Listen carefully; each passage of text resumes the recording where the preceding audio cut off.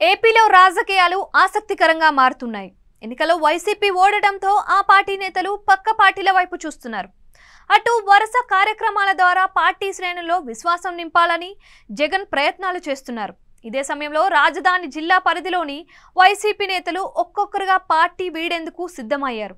మద్దాలి గిరి పార్టీకి రాజీనామా చేయగా ఇప్పుడు మాజీ ఎమ్మెల్యే తాజా ఎన్నికల్లో వైసీపీ ఎంపీ అభ్యర్థిగా పోటీ చేసిన మరో నేత అదే బాట పట్టారు.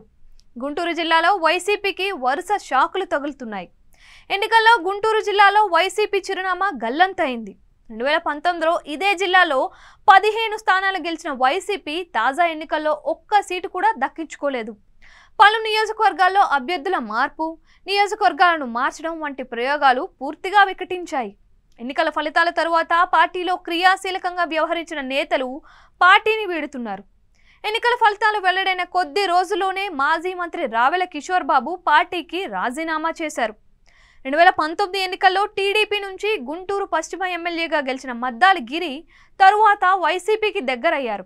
ఇప్పుడు వైసీపీకి రాజీనామా చేశారు. తిరిగి టీడీపీలో చేరేందుకు ప్రయత్నాలు చేస్తున్నట్లు ప్రచారం సాగుతోంది. వైసీపీలో జిల్లాకు చెందిన సీనియర్ పొలిటీషియన్ ఉమ్మారెడ్డి వెంకటేశ్వర్లు కీలకంగా వ్యవహరిస్తున్నారు. ఆయన అల్లుడు కిలారి రోసయ్య 2019లో పొన్నూరు నుంచి వైసీపీ ఎమ్మెల్యేగా వ్యవహరించారు. తాజా ఎన్నికల్లో ఉమ్మారెడ్డి కుమారుడు వెంకటరమణను తొలుత గుంటూరు ఎంపీ అభ్యర్థిగా ప్రకటించారు. తరువాత రోసయ్యను గుంటూరు ఎంపీ అభ్యర్థిగా బరిలోకి దింపారు. రోసయ్య ఓటమి పాలయ్యారు.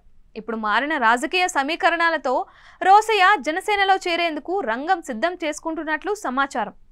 తన మద్దతుదారులతో రోసయ్య ఆత్మీయ సమావేశానికి నిర్ణయించారు. ఆ సమావేశంలో తన ఆలోచనలను వివరించి వారి అభిప్రాయాలను సేకరించనున్నారు. ఈ భేటీలోనూ జనసేనలో చేరికపైన రోసయ్య ప్రకటన చేసే అవకాశం ఉందని సమాచారం.